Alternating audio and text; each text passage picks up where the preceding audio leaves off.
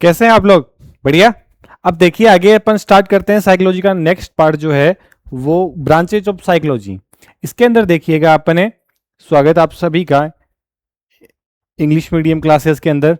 अपन आगे स्टार्ट करें साइकोलॉजी का पार्ट पोर्शन जो अपना रह गया था लास्ट क्लास में अपन ने बात कर ली थी साइकोलॉजी की ओरिजिन के बारे में। साइकोलॉजी वर्ड कहाँ से आया था, क्लियर है? वो अपन ने बात करी थी कि जो साइकोलॉजी वर्ड है वो सबसे पहले रुडोल्फ गोएक्ले ने 1590 के अंदर दिया था, और जब उन्होंने दिया तो उनकी किताब का नाम था साइकोलॉजिया। ये अपन ने बात कर ली थी। फिर अपन ने कहा था कि अरिस्टोटल जो है उनको है साइकोलॉजी का फादर कहते हैं, और मदर है फिलोसॉफी से अलग होके आई है। मैं रिकेप कर रहा हूँ, पूरी की पूरी चीज 5 मिनट के अंदर हो जाएगी कंप्लीटली। फिर अपन ने कहा था कि अरस्तु जो है उसको हम फादर कहते हैं, सीधी सी बात है, और मदर है साइकोलॉजी की कौन है, फिलोसॉफी, क्योंकि उसको अलग किया था। और इसका जो क्रेडिट जाता है वो जाता है विलियम जेम्स को, क्योंकि विलियम जेम्स की बुक आई थी, बहुत शानदार किताब थी जिसका नाम था प्रिंसिपल ऑफ साइकोलॉजी। उसके बारे में अपन बात कर चुके हैं आराम से, ठीक है। फिर अपन ने कहा था कि 16th सेंचुरी के अंदर इसको साइकी और जो लोगस था तो उसका दोनों का मीनिंग निकल के आया अपने पास में कि साइंस ऑफ सोल। फिर हमने कहा कि ये जो है डेफिनेशन एक्सेप्टेबल नहीं थी।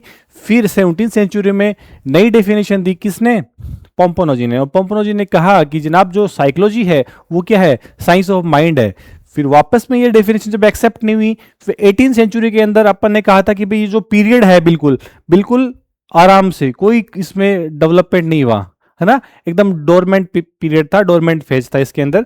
फिर हमने जैसे ही हम 19th सेंचुरी के अंदर आए थे तो 19th सेंचुरी में हमने कहा था कि विलियम वुंट आए थे उस टाइम पे। और विलियम वुंट जब आए थे वो थे कहाँ के, जर्मनी के थे, लिम्पजिंग शहर के थे। अपन ने बात की थी लिम्पजिंग शहर के अंदर ही लिम्पजिंग यूनिवर्सिटी थी, उसके अंदर उन्होंने एक लेब स्टेब्लिश करी थी, और पहली लेब, दुनिया की सबसे पहली लेब साइकोलॉजी की।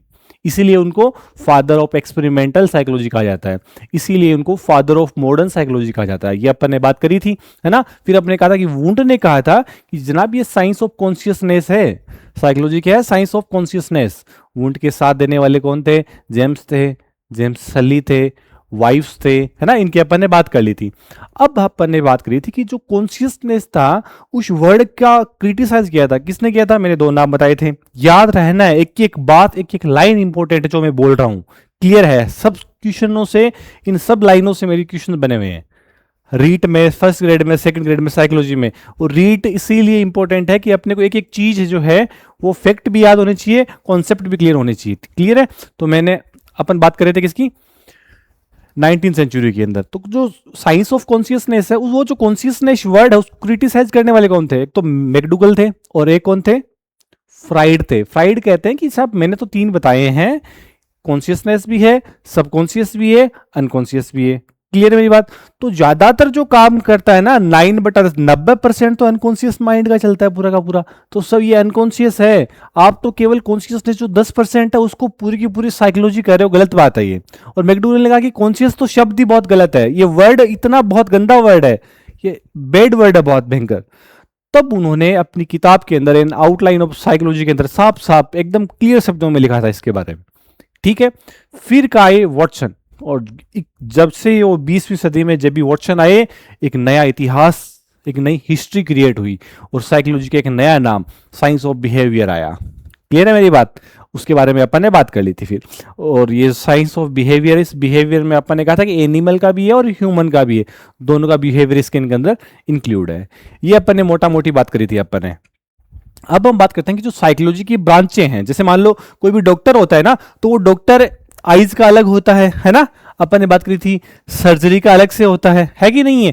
वैसे ही हर एक चीज के अपने के स्पेशलिस्ट होते हैं, तो वैसे ही इसके अंदर है साइकोलॉजी के अंदर हर एक फील्ड की अलग अलग साइकोलॉजी है, किसी की क्या है, किसी की क्या है, क्लियर मेरी बात है? एक इंडिविजुअल की अलग है, बच्चों की अलग है, जो बड़े हैं उनकी अलग है, उनको अलग से, जो बूढ़े हो चुके हैं उनकी अलग से स्टडी करनी है, क्लियर है मेरी बात? एक कोई जैसे मान लो कोई इंडस्ट्री है, उसकी अपन से अलग से स्टडी कर रहे हैं उसके बारे में, तो वो इंडस्ट्री की हो गई, क्लियर है मेरी बात? और एक इंडिविजुअल किसी पर्सन की देख रहे हैं तो उसकी अलग से होगी, तो सबकी अलग अलग है। तो अपन एक एक के बारे में बात करेंगे और डिटेल से बात करेंगे।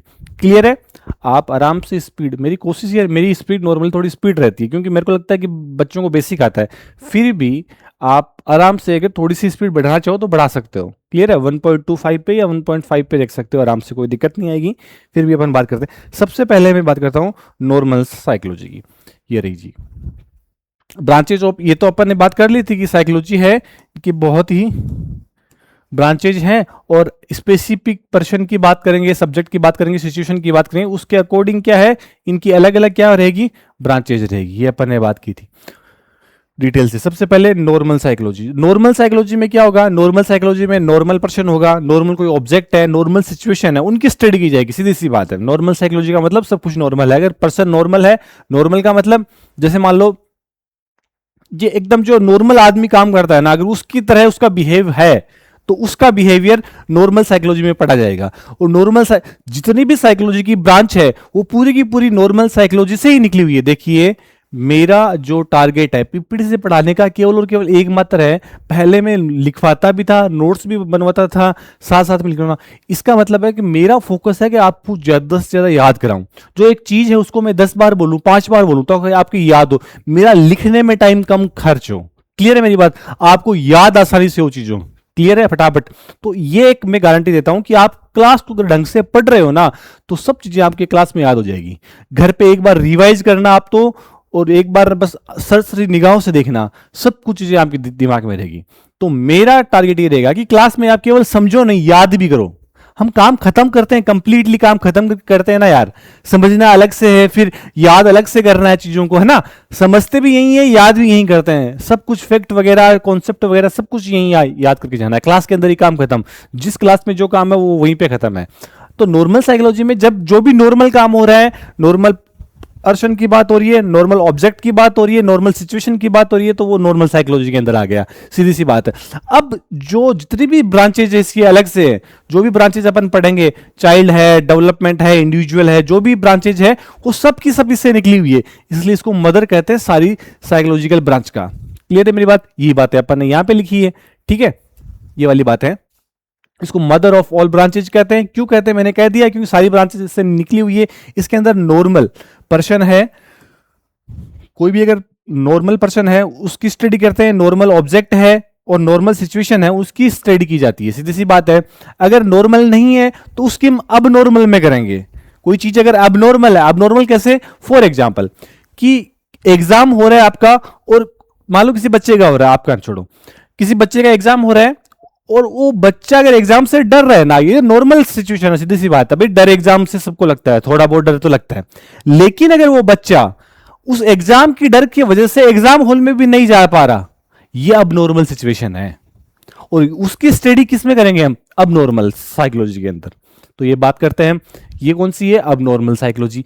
अब नॉर्मल साइकोलॉजी का मतलब क्या है? इसमें अब नॉर्मल वो सेम वही कहानी, अब नॉर्मल पर्सन है, अब नॉर्मल ऑब्जेक्ट है, अब नॉर्मल सिचुएशन है, जो भी है इन सब की स्टडी किस में करेंगे हम? अब नॉर्मल के अंदर, है ना। मेन मोटा मोटा ध्यान में रखना है। अभी तो इसमें कोई ज्यादा कोई वो नहीं है, हार्डनेस नहीं है। फटाफट। कंपेरेटिव का मतलब होता है कि आप एक तरफ तो नॉर्मल को देखो और एक तरफ आप अब नॉर्मल देखो, दोनों के बीच में अगर आप कंपैरिजन कर रहे हो तो ये क्या है आपकी? Comparative psychology. सीधी सी बात है। नॉर्मल और अब नॉर्मल दोनों के बीच में जब कंपैरिजन की बात हो रही हो, है ना, कैसे कैसे इसका बिहेव कैसे, इसका बिहेव कैसे है, दोनों के बिहेवियर में क्या डिफरेंस आ रहा है। क्लियर है मेरी बात? जब भी कंपैरिजन की बात करेंगे तो यहां पर कंपैरेटिव साइकोलॉजी की बात आएगी, है ना। ये आप पढ़ लेना आराम से, कोई खास बात नहीं है। ठीक है, क्लिनिकल खास बात का मतलब मैंने दिया है, आप इंग्लिश में आराम से पढ़ सकते हो सब चीजों को। क्लिनिकल साइकोलॉजी का मतलब देखो, क्लिनिकल साइकोलॉजी का मतलब सीधा सा आप ये समझो कि आप किसी की डॉक्टर के पास जाते हो, उसके क्लिनिक में जाते हो, वहां से ये वर्ड उठ के आया है। सीधी सी बात है। जब भी आपकी कोई बीमारी है तो सबसे पहले वो क्या करेगा? उसका रीजन जानेगा, उसका कारण जानेगा, उसके कॉजेज क्या हैं। ठीक है, उसके बाद वो आपको मेडिसिन देगा। क्लियर है मेरी बात? ठीक है, वो ट्रीटमेंट बाद में करेगा, पहले आपका डायग्नोसिस करेगा। क्लियर है मेरी बात? जो पहले उसका रीजन जानेगा, तो पहले कारणों का पता होता है, पहले रीजन क्या है, उसके कॉजेज क्या है। तो उसका अगर कहेंगे तो दो वर्ड आएंगे यहां पे, एक तो होता है डायग्नोसिस, एक आएगा ट्रीटमेंट। तो डायग्नोसिस का मतलब है कि उसके कॉजेज क्या है उस प्रॉब्लम के, ये प्रॉब्लम क्यों आई है, और ट्रीटमेंट के अंदर वो इंजेक्शन लगा है, इंजेक्शन लगा रहा है, इंजेक्शन लगा रहा है या फिर मेडिसिन दे रहा है, वो सब किस में आएंगी, किस में आएगा, ट्रीटमेंट में आएगा। ये डॉक्टर के लिए नहीं है, ये मतलब बता रहा हूं कि इसका वर्ड का मीनिंग, ये वर्ड अपने बहुत काम आएंगे। निदान और उपचार, डायग्नोसिस और ट्रीटमेंट। ध्यान रखना है कि टी से पहले डी आएगा, ध्यान रखना, ऐसे याद रखना है इसको, टी से पहले क्या आएगा, डी, बस ऐसे, यानी ट्रीटमेंट पहले होगा, ट्रीटमेंट से पहले क्या होगा, डायग्नोसिस, टी से पहले क्या आएगा, डी आएगा, ऐसे याद रख लो इसको, टी से पहले क्या आएगा जनाब, डी आएगा साहब। क्लियर है मेरी बात। और कल अपन ने एक चीज और देखी थी, याद की थी, वो क्या अपन ने कही थी कि जब एक ट्रिक और देखी थी ना अपन ने, कौन सी वाली बात करते हैं, अगर आपको नहीं, अगर मैंने बताई हो तो ध्यान रखना है, ऐसे याद रखना, एसएमसीबी की बात की थी अपन ने। एस का मतलब क्या है, सोल, थोड़ा सा मैं अच्छे से क्लियर करूं इसको, एस का मतलब यहां पर क्या निकल के आता है, एस का मतलब निकल के आता है सोल, एम का मतलब क्या निकल के आता है, माइंड, सी का मतलब क्या निकल के आता है, कॉन्शियसनेस, और बी का मतलब क्या निकल के आता है, बिहेवियर। क्लियर मेरी बात। तो एस हम सीबी से याद करेंगे, ये किसमें था, ये आपके 16th सेंचुरी के अंदर, मैंने कहा था स्टार्टिंग के दो, पहले लास्ट के दो, ये 17th सेंचुरी के अंदर, बीच वाला छोड़ दो, फिर 1920, 1920, science of soul, science of mind, science of consciousness, science of behaviour. वैसे इसको याद कर लेंगे अपन, किस चीज को, ये कि यहां पर जो है डायग्नोसिस का मतलब क्या है, कॉजेज का पता करना, और ट्रीटमेंट का मतलब क्या है, उसकी प्रॉब्लम को, उस प्रॉब्लम का क्या करना, सोल्व करना। मैं बहुत आराम आराम से, एक एक कॉन्सेप्ट है वो एकदम डिटेल से विथ एग्जांपल समझा रहा हूं, इतना डिटेल से बहुत कम लोग समझा पाएंगे आपको, ध्यान रखना ये वाली बात। टी से पहले क्या आ रहा है, डी आएगा, क्योंकि मैंने साइकोलॉजी को बहुत आराम से, प्यार से, इतना प्यार से पढ़ा है कि इतना प्यार हो गया इससे कि इसे एमएससी कर ली, मास्टर्स कर लिया साइकोलॉजी के अंदर, तो बहुत प्यार से मैं आपको पढ़ा रहा हूं इस चीजों को, और बहुत ही डेप्थ में जा रहे हैं अपन, हल्का फुल्का, लेकिन आपके एग्जाम को अच्छे से कवर करेंगे। अब हम बात करते हैं चाइल्ड साइकोलॉजी की, ये बात कर ली थी अपन ने, है ना। हाँ, तो इसके अंदर जो है वो इसके यही वाली बात है कि सबसे पहले क्या करते हैं हम, सबसे पहले कॉजेज पता करते हैं, फिर उसका क्या करते हैं, ट्रीटमेंट करते हैं, ये अपन ने बात कर ली, ठीक है। फिर बात करते हैं चाइल्ड साइकोलॉजी। देखो चाइल्ड साइकोलॉजी के अंदर क्या होगा कि जब भी बच्चा प्रीनेटल स्टेज से, प्रीनेटल स्टेज का मतलब जो प्रेग्नेंट होती है वुमेन, वहां से लेके और आपके चाइल्डहुड तक, पूरा का पूरा प्रीनेटल स्टेज से, प्रीनेटल स्टेज से लेके और चाइल्डहुड तक, यहां तक का जो साइकोलॉजी कहलाएगा, जो टाइम पीरियड कहलाएगा, उसको हम किसमें पढ़ेंगे, उसको हम पढ़ेंगे जनाब चाइल्ड साइकोलॉजी के अंदर। किसमें पढ़ेंगे, चाइल्ड साइकोलॉजी के अंदर, ठीक है। ग्रोथ एंड ये देखो दो वर्ड आए यहां पे, बहुत प्यारे वर्ड है, बहुत इनकी डिटेल आराम से बात करते हैं। एक तो वर्ड आया ग्रोथ, और एक आया डेवलपमेंट। दोनों में डिफरेंस जानेंगे। सबसे पहले जो ग्रोथ होती है ना, वो हमेशा फिजिकली होती है, फिजिकल चेंजेस जो होते हैं, फिजिकल चेंजेस जो भी होंगे, है ना, जैसे हाइट है, हाइट का बढ़ना, और डेवलपमेंट का मतलब होता है फिजिकल भी होगा इसमें और मेंटल भी आएगा इसमें, फिजिकल डेवलपमेंट भी और मेंटल डेवलपमेंट, इमोशनल डेवलपमेंट भी इसमें आएगा।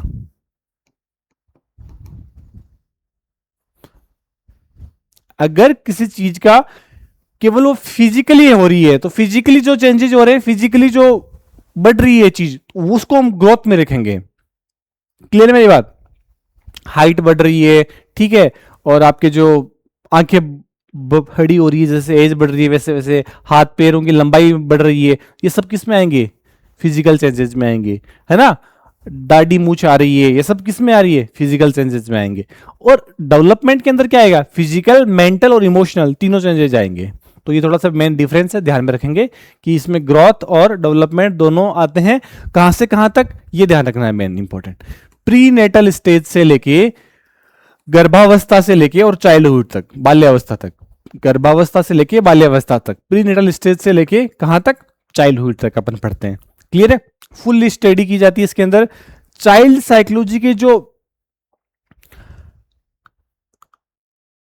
ग्रोथ, और ये तो सेम जो चीज लिखी है प्रीनेटल स्टेज से कि ये किशोर अवस्था में, अपन बात कर लेंगे, ये जो इसके अंदर आएगी जब एडल्सेंस पढ़ेंगे, ये आएगी। एडल्सेंस पढ़ेंगे ना, तो इसके अंदर अपन एडल्सेंस में क्या आएगा? एडल्सेंस में एडोलसेंस की जो स्टडी होती है, किशोर अवस्था का जो बालक होता है, जो 17, 18, 19 है ना, 13 से लेके 19 तक की जो एज है, टीन एज जिसको हम बोलते हैं, टीन, जिसमें भी टीन लगा है उसको हम क्या बोलेंगे? एडोलसेंस। और उसमें जो चेंजेस आता है उसकी स्टडी किस में करते हैं हम? एडोलसेंस साइकोलॉजी के अंदर।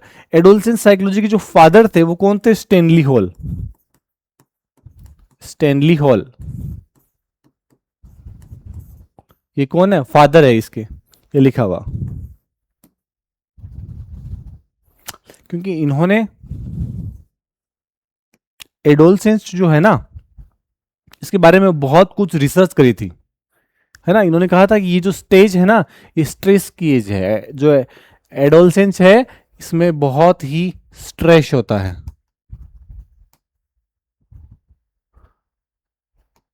स्ट्रॉम भी आता है, संघर्ष और तूफान की जो अवस्था होती है, संघर्ष और तूफान की जो स्टेज है, स्ट्रेस और स्ट्रॉम की जो एज है, जो स्टेज है, उसको हम क्या कहेंगे? एडोलसेंस। और वो इसमें जो एडोलसेंस में जितने भी चेंजेस आएंगे वो सब के सब किस में आएंगे? किसके अंदर आएंगे? एडोलसेंस साइकोलॉजी में। बिल्कुल सही बात है।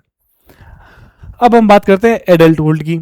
एडल्टहुड का सीधा सा बात है कि जब व्यक्ति बड़ा हो जाता है, एडोलसेंस से निकल के 22, 23, 24 जो युवा अवस्था होती है, प्रौढ़ावस्था जो होती है ना, उसके अंदर जो पहुंच जाता है, तो उसकी हम बात करेंगे। इसके अंदर क्या होगा? इसके अंदर व्यक्ति के अंदर जिम्मेदारियां आएगी, रेस्पॉन्सिबिलिटी होगी फैमिली के प्रति, मैरिज के लिए, करियर के लिए। तो ये सब चीजें जिसके अंदर आएगी, जिसके अंदर जो उसके हम बारे में स्टडी करेंगे, तो किस में आएगा? एडल्टहुड में। हम बात करते हैं डेवलपमेंट। डेवलपमेंट में स्टार्टिंग से लेके बिल्कुल बिल्कुल जो प्री नेटल स्टेज था उससे लेके लास्ट तक, बुढ़ापे तक, बच्चे के जन्म से लेके बुढ़ापे तक, जो पूरी की पूरी जो डेवलपमेंट अपन पढ़ेंगे, जो पूरे के पूरे चेंजेस जो हो रहे हैं, वो सब किस में आएंगे? डेवलपमेंट में, है ना। ओल्ड एज, मैंने कहा था ना, ये प्री नेटल स्टेज से लेके ओल्ड एज तक की जो भी चेंजेस होंगे वो सारे के सारे किस में आएंगे? इसका मतलब डेवलपमेंट साइकोलॉजी के अंदर आपके चाइल्ड साइकोलॉजी की भी आ गई, आपके एडोलसेंस भी आ गई, आपके अडल्टहुड भी आ गई,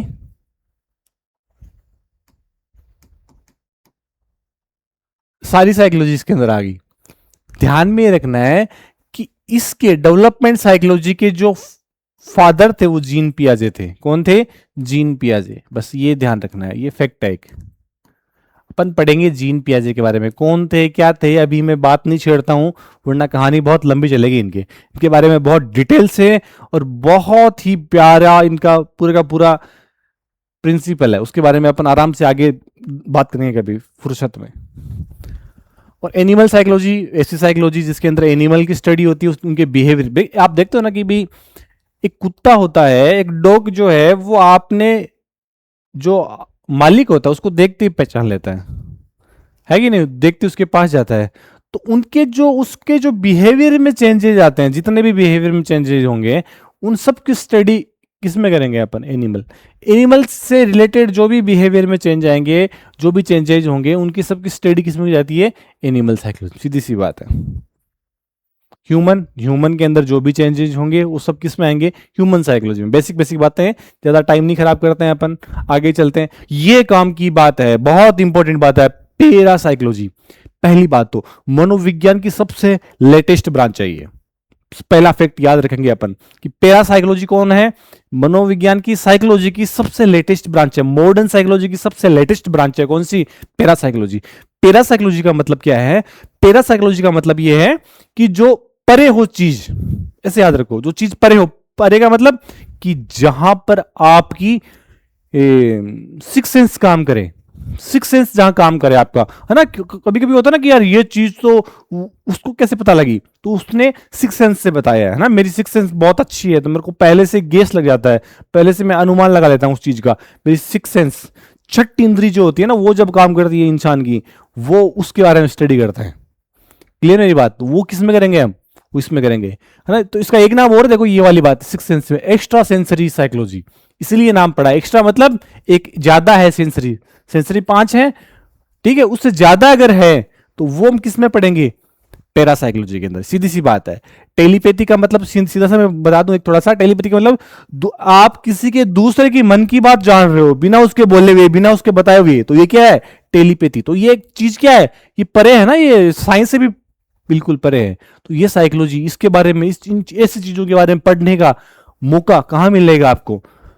पैरासाइकोलॉजी के अंदर। तो सबसे मॉडर्न ब्रांच है साइकोलॉजी की, ठीक है, और ये सब कुछ लिखा हुआ है इसके बारे में, अब देख लेना, ठीक है। अब ये एक्सपेरिमेंटल साइकोलॉजी जो है, अपन ने बात करी थी, दुनिया की सबसे पहला जो एक्सपेरिमेंटल जो है लेब है, एक्सपेरिमेंट के लिए सबसे पहले क्या चाहिए? लेब चाहिए। और लेब किसने बनाई थी? वुंट ने, विल्हेम वुंट ने, लिम्पजिंग शहर के अंदर। इसलिए फादर ऑफ एक्सपेरिमेंटल साइकोलॉजी कौन है? Wilhelm Wundt. लिखा होगा देखो, ठीक है। कंज्यूमर, जो ऐसी साइकोलॉजी जहां पर कंज्यूमर का, उपभोक्ता का जहां पर ज्यादा अध्ययन होता है, कंज्यूमर को कैसे अट्रैक्ट करना है, उसको उसको कैसे, है ना, पैकिंग कितनी अच्छी करें कि कंज्यूमर ज्यादा ज्यादा अट्रैक्ट हो, अपना सामान खरीदें। तो कंज्यूमर से रिलेटेड, ग्राहक कैसे उसको अपनी ओर खींचे, तो उससे रिलेटेड जो भी साइकोलॉजी में पढ़ेंगे वो किसके लिए? वही है ना, उपभोक्ता का अध्ययन, उपभोक्ता का अध्ययन, हिंदी में भी लिखा है थोड़ा बहुत। इंडस्ट्रियल साइकोलॉजी के अंदर अपन क्या पढ़ते हैं? कोई भी इंडस्ट्री है वहां पर मैनेजर होता है, एम्प्लॉय होता है, सीधी सी बात है। कोई भी इंडस्ट्री है ना। तो जो मैनेजर और जो एम्प्लॉय है उनके बीच में जो रिलेशन कैसे अच्छे बने, एम्प्लॉयज का स्ट्रेस कैसे कम करें, उनसे प्रोडक्टिविटी कैसे ज्यादा से ज्यादा लाएं, तो ये सब चीजों का जो स्टडी की जाती है वो किसमें की जाती है? इंडस्ट्रियल में। ये डील करता है किसके अंदर की डील करता है? रिलेशनशिप में डील करता है ना, इंप्लॉयज के बीच में। ये लिखा हुआ है देखो, मैनेजर के बीच के अंदर।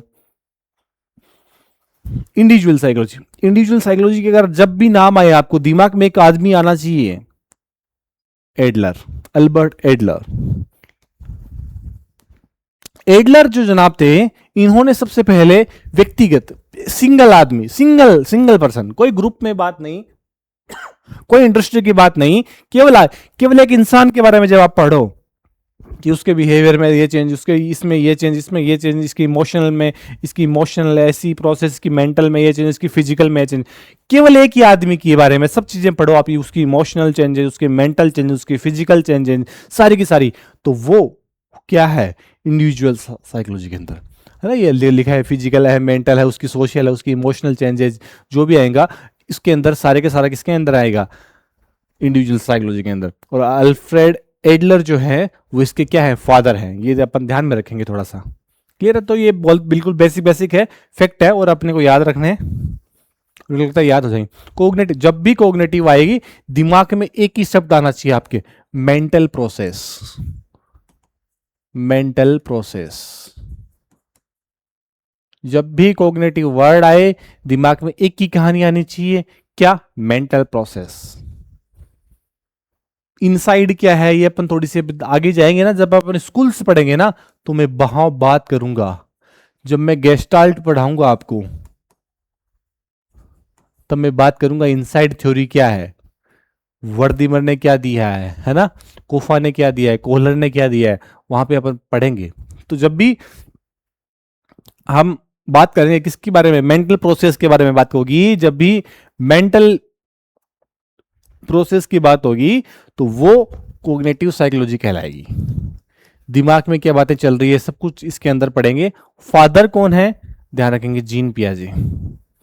जीन पियाजे का नाम पहले भी आ चुका है, याद है क्या या भूल गए? जीन पियाजे की मैंने एक और बताया था, किसके लिए बताया था, किसके फादर है एक और? हाँ, याद तो आ रहा है आपको, डेवलपमेंट साइकोलॉजी, बिल्कुल। भूलोगे नहीं, साथ साथ में याद रखना है। क्लियर है मेरी बात? आगे चलते हैं, देखो एजुकेशनल साइको, अरे यार क्या मतलब, एजुकेशन के बारे में स्टडी करेंगे तो वो एजुकेशनल साइकोलॉजी। इसके अगर फादर कहें लिखा हुआ है तो ठीक है, नहीं लिखा हुआ ध्यान रखेंगे थॉर्नडाइक है। कौन है? थॉर्नडाइक।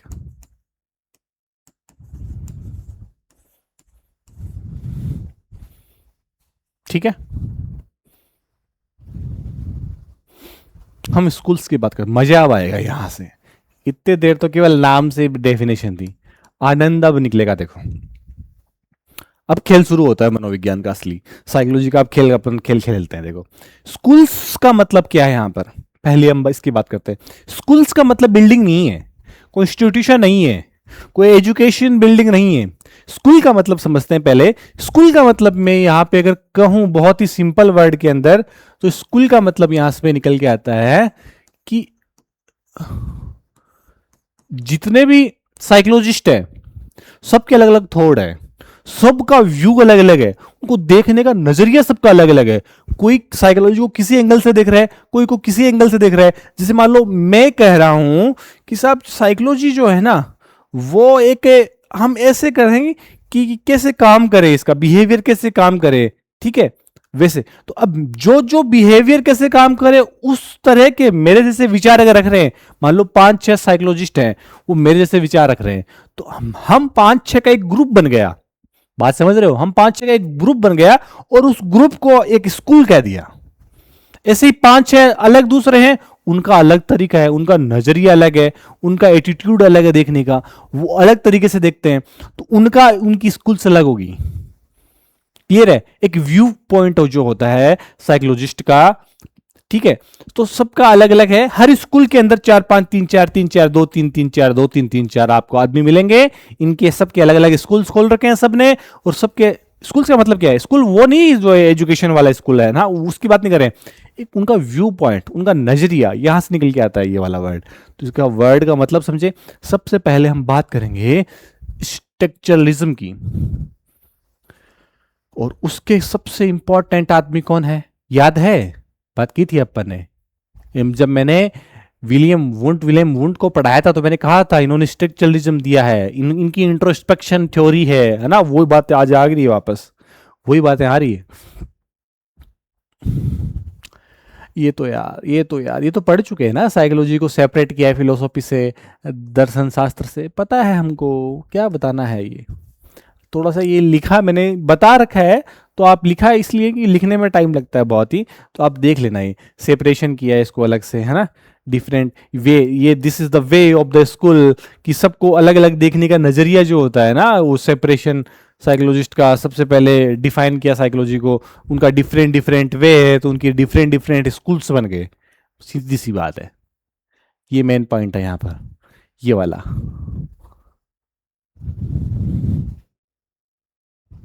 चलें आगे? हाँ, अब आएगा मजा, देखो स्ट्रक्चरलिज्म की सबसे पहले कौन थे फाउंडर, तो आए तो नाम देना है वुंट का साहब, और उनके शिष्य थे टिचनर। कौन थे? टिचनर। शुरुआत इन्होंने करी है, भले ही खत्म इन्होंने किया है। किन्होंने? टिचनर ने। पढ़ेंगे, टीचर आईएएस थे सर, टीचर आईएएस है ना, वो याद करने के ट्रिक है। देखो मैं ट्रिक भी बताऊंगा आपको सब में याद करने की अच्छे से। आईएएस क्या, आईएएस मतलब समझना मत, आईएएस इनकी तीन तीन चीजें बताई थी इन्होंने। आई ए एस अपन याद करेंगे, इमेज, अफेक्शन, सेंसरी। वो सबसे पहले देखो स्ट्रक्चरलिज्म क्या है। स्ट्रक्चरलिज्म ये कहता है, वुंट आएगा ना, वुंट का मतलब, वुंट ने क्या दिया था साइकोलॉजी को, क्या कहा था? पानी की बोतल नहीं लाया रहा, साइकोलॉजी का कहा था उन्होंने साइंस ऑफ कॉन्शियसनेस। तो उन्होंने, उनका फोकस था कॉन्शियसनेस स्ट्रक्चर के बारे में बात करने की। वो चाहते थे कि कॉन्शियसनेस बनी किसकी है, उसके एलिमेंट क्या है, उसके पार्ट क्या है, उसका स्ट्रक्चर कैसा है, कहने का मतलब ये है मेरा। तो उनका जोर किस पे था पूरा का पूरा, तो उनका जो स्ट्रक्चर पे पूरा का पूरा फोकस था कॉन्शियसनेस की। क्लियर है बात। तो वहां से क्या नाम पड़ा, स्ट्रक्चरलिज्म। ये स्कूल है एक 1892 के अंदर आया। क्लियर है मेरी बात। 1895 के अंदर अपन बात करेंगे किसका आएगा था, फिर जेम्स ने अपनी एक अलग स्कूल खोली फंक्शनलिज्म, उसकी भी बात करेंगे अपन। ठीक है। नाम ये इंट्रोस्पेक्शन क्या है, ये इंट्रोस्पेक्शनिज्म है, ये एक मेथड है साहब, एक विधि है, एक मेथड है, तरीका है किसको, कॉन्शियसनेस को समझने का, कि कॉन्शियसनेस की स्ट्रक्चर कैसी है, इसकी स्ट्रक्चर है वो कैसी है, इसकी संरचना है वो कैसी है ना, इसके एलिमेंट कौन कौन से हैं, इसके पार्ट कौन कौन से हैं। क्लियर है मेरी बात। मैं कहूं तो बहुत ही सिंपल सिंपल वर्ड में आपको समझा रहा हूं, इसके पार्ट किस किस किन किन पार्ट से मिलकर बनाई ये वाली। ठीक है। देखो सबसे पहले स्कूल है, बिल्कुल सबसे पहली स्कूल है साहब, इनसे पहले कौन ही आया था। ओल्डेस्ट स्कूल भी है, पहली है तो पुरानी होगी सबसे वाहिद। ये जोर देती है किस पे, जोर देती है स्टडी ऑफ कॉन्शियसनेस पे, चेतना है ना, कॉन्शियसनेस। और कॉन्शियसनेस में भी किसमें, कॉन्शियसनेस की स्ट्रक्चर पे जोर देती है, बात करेंगे अपन, देखना ये बात। फिर अपन ने कहा था कि स्ट्रक्चरलिज्म के 3 एलिमेंट हैं, ये अपन ने बात करी थी। यहां से मैंने आपको कहा था IAS, और ये दिए किसने था, टिचनर ने। ये किसका है, टिचनर का। टिचनर ने स्ट्रक्चरलिज्म के अंदर 3 एलिमेंट बताए, मैंने कहा था ना कॉन्शियसनेस किसकी बनी है, इस पे बात करेगी। तो टिचनर ने, टिचनर इसके चेले हैं किसके, वुंट के, ध्यान रखेंगे ये वाली बात। वुंट के शिष्य हैं ये, स्टूडेंट हैं इसके, वुंट के। तो टिचनर ने स्ट्रक्चरलिज्म के बारे में कही थी कि साहब ये जो कॉन्शियसनेस है वो 3 एलिमेंट से बनी है, और तीनों एलिमेंट ऐसे याद करेंगे, इसलिए मैंने कहा था टिचनर क्या थे, IS थे। आई का मतलब इमेज, ए का मतलब क्या आ गया, अफेक्शन, ये देखो आ गया, और एस का मतलब ये रहा, सेंसेशन। ये यहां से निकल के आया। बात समझ में आ रही है कि नहीं आ रही है। ओहो, ओके, क्या लफड़े हैं यार इसमें, छोड़ो, शुरू से बात करते हैं अपन। तो IAS बनाते हैं, इमेज, अफेक्शन, ये एलिमेंट है कॉन्शियसनेस के, सेंसेशन, संवेदना,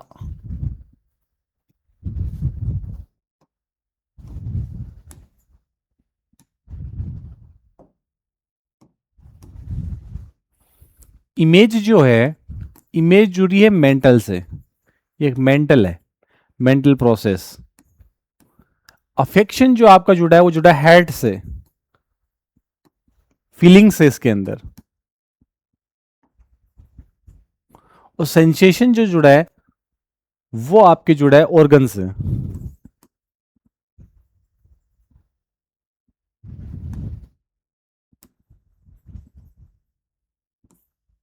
सेंसरी ऑर्गन जो है, जो आपकी ज्ञानेंद्रियां हैं, जो आप बोलते हो, इंद्रियां जो बोलते हो 5, उनसे। IAS, हाथ जो है उसको मान लो आप, फील करते हो, जो फील करते हो, सेंसेशन का मतलब फील है ना, बाहर से, एक्सटर्नल जो है। सेंसेशन कहां से फील होती है, एक्सटर्नली, एक्सटर्नल है ना। तो आई मतलब माइंड, इमेज। मैं आपको कहूं कि आप अपने गेट का, घर का गेट सोचो, तो आपके दिमाग में फट से उसकी इमेज आएगी, यही इमेज है वो मेंटल। कौन सी ये है क्या, इमेज, अफेक्शन, ये कॉन्शियसनेस के एलिमेंट है जनाब। कॉन्शियसनेस के क्या है, एलिमेंट, पार्ट, एलिमेंट्स है इसके, ध्यान में रखेंगे, है ना। तो आपके फर्ट में उसकी क्या आएगी, इमेज आएगी, उसकी एक मेंटल, जो मेंटल इमेज है वो आपके दिमाग में फटाफट से इमेज बन गई। अब बात करते हैं किसकी, अफेक्शन की। अफेक्शन का मतलब देखो, अफेक्शन का मतलब यहां पे केवल लव नहीं है, अच्छी फीलिंग भी है, बुरी भी है, हैप्पीनेस भी है और अनप्लीजेंट भी है। प्लीजेंट और अनप्लीजेंट दोनों है। अच्छी फीलिंग भी आएगी और खराब फीलिंग भी आएगी ना, केवल अच्छा अच्छा नहीं है ना, अच्छा भी है खराब भी, दोनों सिचुएशन है इसमें। पॉजिटिव भी है, मैं कहूं तो सीधी सी बात नेगेटिव भी है। सेंसेशन मतलब बाहर से जो छूना ऊना, जो आपकी त्वचा उचा है, फीलिंग्स है बाहर से, सेंसेशन आते हैं जिसमें टच करने से, है ना, ये सब चीजें किसमें आएगी, ये बात कर लिया। ये देखो, through the sensation of organ लिखा हुआ है ना सब चीजें, ये देखो। और ये कैसी फीलिंग है, एक्सटर्नल, और ये हार्ट के द्वारा, ये इंटरनल है, और ये ब्रेन के द्वारा, माइंड के द्वारा। मैंने कहा दिमाग में मेंटल प्रोसेस बनेगी माइंड के अंदर। इमेज, अफेक्शन, तो टीचनर क्या था, आईएस था। इमेज, अफेक्शन, सेंसेशन, भूलोगे नहीं। टीचनर के अकॉर्डिंग कॉन्शियसनेस के एलिमेंट, कॉन्शियसनेस के एलिमेंट क्यों बताए, क्योंकि हमने कॉन्शियसनेस जो स्ट्रक्चरलिज्म पढ़ रहे हैं उसमें स्ट्रक्चर पे फोकस होता है। तो वहां पर स्ट्रक्चर का मतलब इसकी स्ट्रक्चर कैसी है, इसकी संरचना कैसी है, इसके एलिमेंट कौन कौन से हैं, इसके पार्ट कौन कौन से हैं, बात समझ में आ रही है। तो ये स्ट्रक्चरलिज्म है। ये टीचनर के बारे में बात कर लिया अपन ने अच्छे से। अब हम बात करेंगे किसके बारे में, थोड़ा सा और देख लेते हैं यार।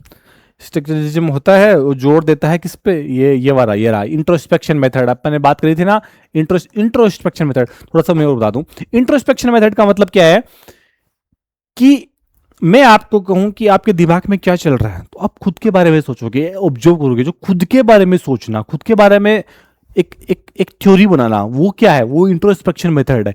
इंट्रोस्पेक्शन मेथड जो है ये सब्जेक्टिव होता है।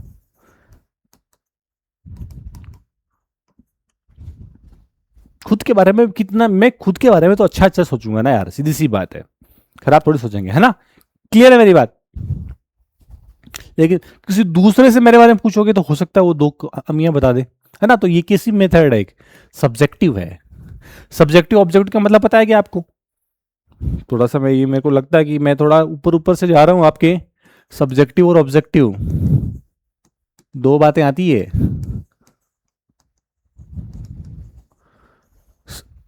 आप ऐसे समझ लो ना इसको, सब्जेक्टिव पेपर होता है, ऑब्जेक्टिव पेपर होता है, उससे अच्छे से क्लियर होगा। सब्जेक्टिव पेपर होता है ना, तो उसमें क्या होता है कि आपको लिख के आना होता है, आपके खुद के थॉट होते हैं उसके अंदर। क्लियर है मेरी बात। उसका आंसर दिया आपने, महात्मा गांधी की आंदोलनों के बारे में लिखिए, क्लियर है, उन्होंने भारत के आंदोलन में उनका क्या क्या योगदान रहा वो लिखो, तो ठीक है। तो आपने जो लाइनें लिखी है 10 लाइनें, अब अगर मैं कॉपी चेक करूंगा आपकी, तो हो सकते मैंने 10 में से आपके 8 नंबर दिए, किसी दूसरे टीचर से वही कॉपी अगर चेक करवाए तो वो हो सकता है 5 नंबर ही दे आपको। तो ये सब्जेक्टिव चीज होगी ना यार। लेकिन महात्मा गांधी का जन्म कब हुआ था, अब उसका फैक्ट है 2 अक्टूबर को। अब मैं चेक करूं चाहे दुनिया का कोई टीचर चेक करे, वो आंसर 2 अक्टूबर रहेगा। ये ऑब्जेक्टिव है। बात समझ में आ रही। तो ये सब्जेक्टिव और ऑब्जेक्टिव बार बार आएंगे अपने साइकोलॉजी में, खेल यही चलेगा, सब्जेक्टिव ऑब्जेक्टिव वाला मैंने कहा था, डायग्नोसिस ट्रीटमेंट वाला। क्लियर है मेरी बात। और भी बहुत सारे वर्ड है, कंफ्यूज करेंगे अपने को, तो ये ध्यान रखना है अपने को। फिर अपन ने बात करी थी ये, इसमें जो बिलीव करता है किसके अंदर, इंट्रोस्पेक्शन मेथड के अंदर बिलीव करता है, और ये कहता है कि कॉन्शियसनेस को है वो इस मेथड के द्वारा हम क्या कर सकते हैं, समझ सकते हैं आराम से, अच्छे से। और जो इंट्रोस्पेक्शन स्कूल्स हैं वो पूरे, ये तो मैंने कहा थी यार, पूरे के बजाय छोटे छोटे पार्ट्स, स्मॉल स्मॉल पार्ट्स की स्टडी करने पे फोकस करता है। यही तो बात कही थी अपन, छोटे छोटे टुकड़े जो हैं उसके, छोटे छोटे स्मॉल स्मॉल पार्ट्स है, एलिमेंट है। तो टीचर ने एलिमेंट ही तो किए हैं। आईएस क्या है, इमेज, अफेक्शन, सेंसेशन। ये क्या है, ये टुकड़े तो किए किसके, कॉन्शियसनेस के। अब यहां पर ये कहानी खत्म होती है शायद, आगे थोड़ी है इसका। अब फंक्शनलिज्म आता, देखो फंक्शनलिज्म और स्ट्रक्चरलिज्म में 2 ही फर्क है। फंक्शनलिज्म का ये बताता है काम इसका ही कॉन्शियसनेस पे, पूरा का पूरी थ्योरी कॉन्शियसनेस। क्योंकि अपन ने बात करी थी कि साइंस ऑफ कॉन्शियसनेस देने वाले कौन थे, वुंट थे, और कौन थे, जेम्स थे। वुंट का अपना अलग स्कूल हो गया, जेम्स का अपना अलग स्कूल हो गया। वुंट का स्कूल कौन सा, स्ट्रक्चरलिज्म, और जेम्स का कौन सा, फंक्शनलिज्म। ये जेम्स वही है जिसके बारे में बात कर चुके हैं अपन, फादर ऑफ अमेरिकन साइकोलॉजिस्ट, जिन्होंने किताब लिखी है प्रिंसिपल ऑफ साइकोलॉजी। आ रही ना याद दिमाग में? फाउंडर कौन है, जेम्स। सपोर्टिव कौन है, तो डीवी है, थॉर्नडाइक है, ये आप देख लेना। मेन क्या है, मेन इसका फोकस एक्टिविटी पे है। एक्टिविटी का मतलब काम कैसे करता है, इसका फंक्शन क्या है, इसकी यूटिलिटी क्या है। बात समझ में रहे हो? बस इसकी यूटिलिटी क्या है, इसका काम क्या करना है, इसका उपयोग क्या है, इसका क्लियर है मेरी बात? इस पे फोकस करता है ये, मेन इसका इस पे। और इसका मेन जो है वो पार्ट्स पे नहीं है। स्ट्रक्चरलिज्म तो कहता है, वो तो ये कहता है कि जी साहब ये जो कॉन्शियसनेस है, ठीक है, ये कॉन्शियसनेस किसकी बनी हुई है, जबकि फंक्शनलिज्म कहता है कि कॉन्शियसनेस कैसे काम करती है, इसका फंक्शन क्या है, इसकी एक्टिविटी क्या है, इसको कार्य करने का इसका क्या तरीका है। हिंदी में कहते हैं प्रकार्यवाद। क्लियर है मेरी बात? तो इसका फंक्शन क्या है, इसका कार्य क्या है, इसकी यूटिलिटी क्या है। बात समझ में आ रही है? इस पे बात करता है। ये दिख रहा है क्या आपको? चलो कोई नहीं, ये ना पर्सन एक्ट कैसे करता है फंक्शनलिज्म के अंदर, थोड़ा सा ऊपर कर दूं तो मेरे को लगता है दिख जाएगा। ये रहा, what is study is how a person act, ये इसमें स्टडी की जाती है फंक्शनलिज्म में, ठीक है। ये रहा फंक्शनलिज्म है, रुक जा भाई, रुक जा रुक जा रुक जा रुक जा। फंक्शनलिज्म है, वो फंक्शनल यूटिलिटी पे यूज जोर देता है, और यूज देता है इसके यूजफुलनेस पे, इसका उपयोग क्या है, इसकी यूटिलिटी क्या है, उपयोगिता क्या है इसकी, है ना। ये अपन में बात कर ली। अब मैं एक प्यारे से एग्जांपल से आपको एक्सप्लेन करवाता हूँ इन दोनों को। एक मेरे पास फोन है,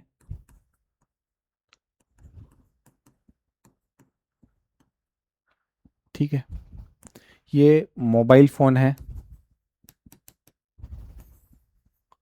ठीक है।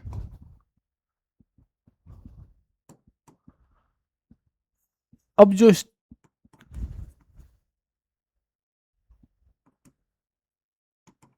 स्ट्रक्चरलिज्म जो होगा वो क्या कहेगा, वो ये कहेगा कि इस मोबाइल फोन के एलिमेंट कौन कौन से हैं। बहुत प्यारे एग्जांपल से मेरे को लगता है यहां से समझ पाएगा आपके। तो कहेंगे आप कैमरा है, इसकी स्क्रीन होगी, किस किस से बना है ये, इसकी स्ट्रक्चर, इसके एलिमेंट, इसके पार्ट, और बोलो बोलो फटाफट बोलो, इसका प्रोसेसर बोल सकते हो आप,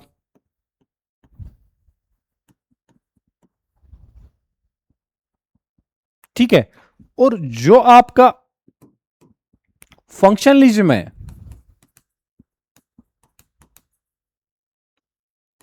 फंक्शनलिज्म क्या कहेगा कि ये काम कैसे करता है, ये मोबाइल फोन की यूटिलिटी क्या है, इसका उपयोग क्या है, इसकी यूटिलिटी क्या है,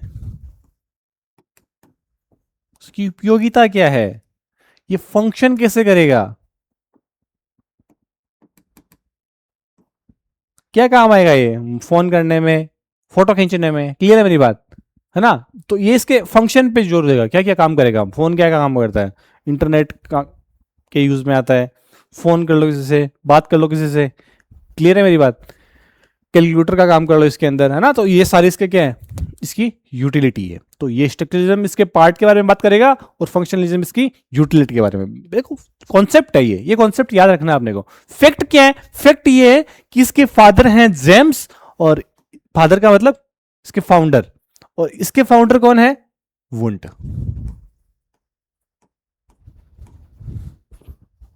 ये फैक्ट है।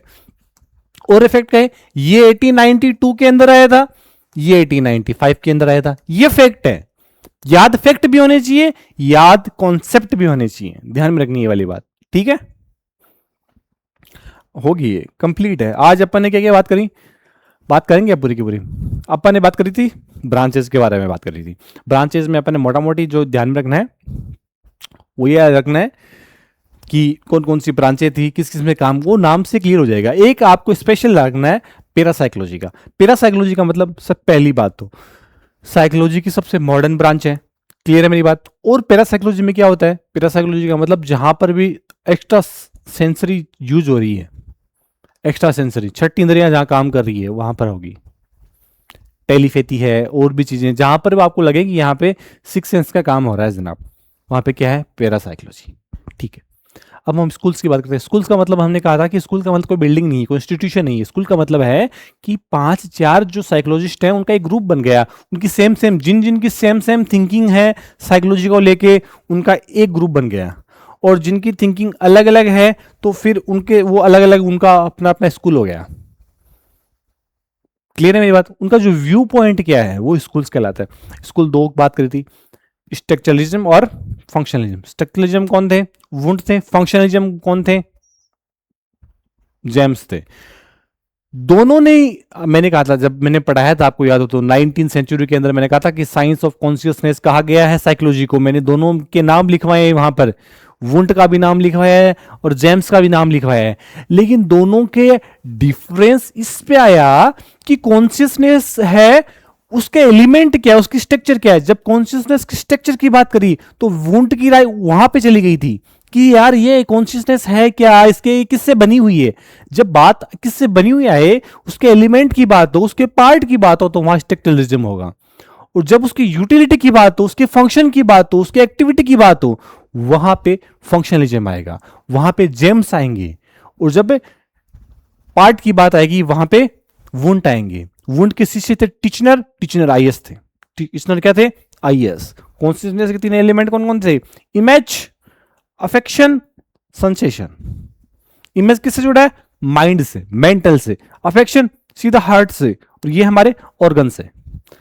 आई A S, I A S, image, affection, sensation. Image, affection, sensation. बात समझ में आई। और मैंने क्या कही थी एक बात, S M C B. S का मतलब सोल, एम का मतलब माइंड, सी का मतलब कॉन्शियसनेस, बी का मतलब बिहेवियर। 16वीं 17वीं 18वीं को छोड़ दो, 19वीं 20वीं, दो शुरू की दो लास्ट की। बीच का जो 18 वाला पीरियड है वो क्या है, डोरमेंट फेज है, बिल्कुल कोई डेवलपमेंट नहीं हुआ वहां पे। ये आपके साइकोलॉजी की बेसिक बेसिक कहानियां कंप्लीट होगी साहब। अब असली साइकोलॉजी में आएंगे अपन। स्कूल आ गई, देखो ये सब नाम, जीन पियाजे है, अपन ने पढ़ा था, एडलर है, घबराने की बात नहीं है। नए नए नाम आएंगे, अपन पढ़ेंगे आराम से, हर एक के बारे में डिटेल से स्टडी करने वाले हैं, ठीक है ना। तो बिल्कुल टेंशन वाली बात नहीं है कहीं भी आपको एक एक साइकोलॉजिस्ट के नाम आपके टिप्स में होंगे। इतने बार पढ़ ले लेंगे अपन, आपको याद हो जाएंगे, अच्छे से याद हो जाएंगे। देखते टिक मारोगे आप वहां पे एग्जाम के अंदर, लिखवा के लेना। साइकोलॉजी में क्वेश्चन गलत हो जाए तो मेरे को बता देना आप। Okay, thank you.